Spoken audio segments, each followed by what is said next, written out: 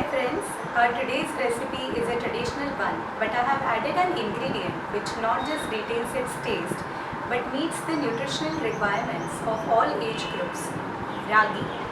Ragi, also known as natsani or finger millet, is considered as a wonder grain, a rich source of calcium, protein, fiber, great for growing children, diabetics, lactating mothers and women who have a tendency for osteoporosis. It is especially cooling and best suited in summer seasons and is a rare source of amino acid methionine. Let's see how to prepare ragi or natsani idlis today. The quantities of the ingredients mentioned herein are sufficient to prepare 70 medium-sized idlis. The typical proportions of rice to urad dal to natsani flour are 3:1.5:1. So if you are taking 3 cups of rice, you have to take 1.5 cup of urad dal and 1 cup of natsani flour. You will even need methi seeds and thick poha for this preparation.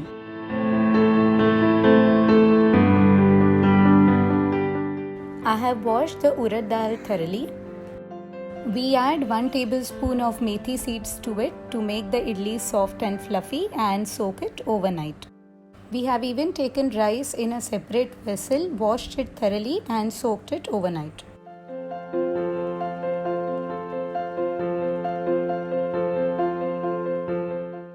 We begin with the grinding of urad dal.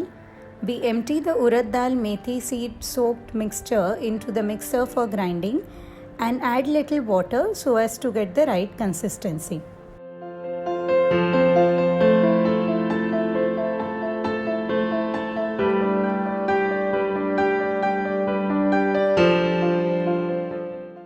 We'll now empty the ground urad dal into a vessel.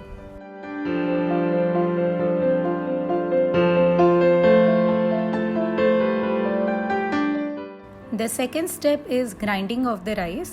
After emptying the soaked rice into the mixer, let's add around 1/4 cup of thick poha to it, which will facilitate in making the idlis fluffy. Let's empty the ground mixture in the same vessel. Next, we'll go on to prepare the ragi mixture.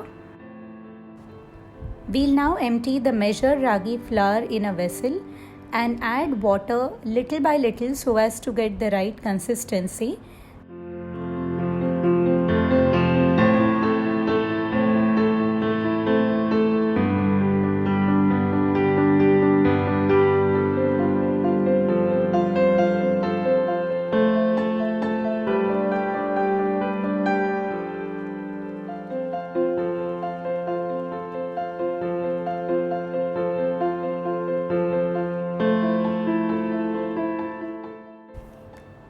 Ensure that while you form the mixture, there are no lumps and try to break the lumps if there are any forming.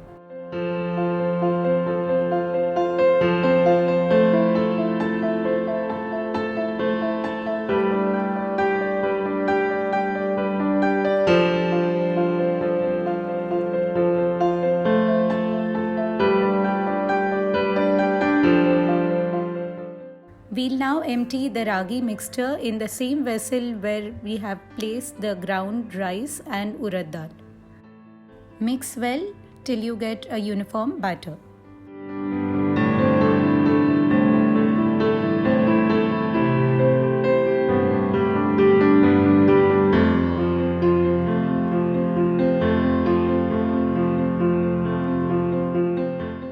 Add around 1 teaspoon of salt and then mix it well.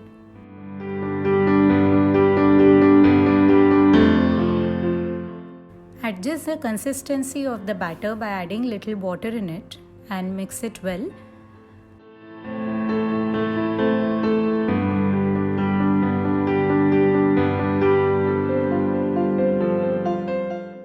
The batter should neither be very thick nor very fluey. We now cover the vessel and keep the batter for fermentation overnight, which should take around 8 to 10 hours. The batter ferments faster in summer than in winter. After the fermentation has taken place, we take the idli vessel and start greasing it with oil.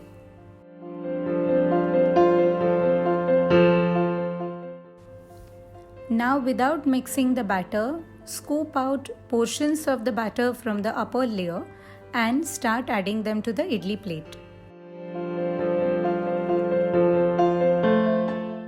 We now start stacking the plates one on top of the other, taking care that the holes on the upper plate are coinciding with the idli batter on the lower so that they get evenly steamed. After stacking all the plates, we lock the stand.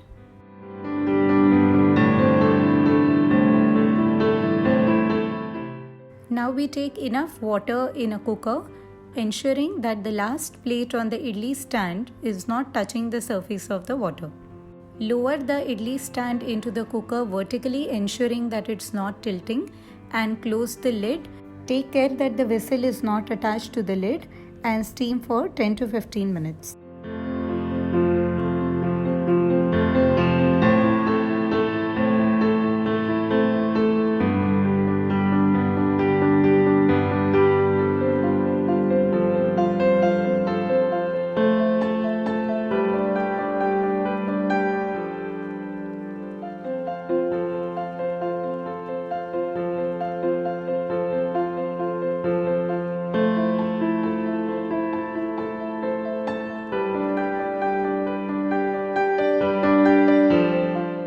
I hope you like this recipe.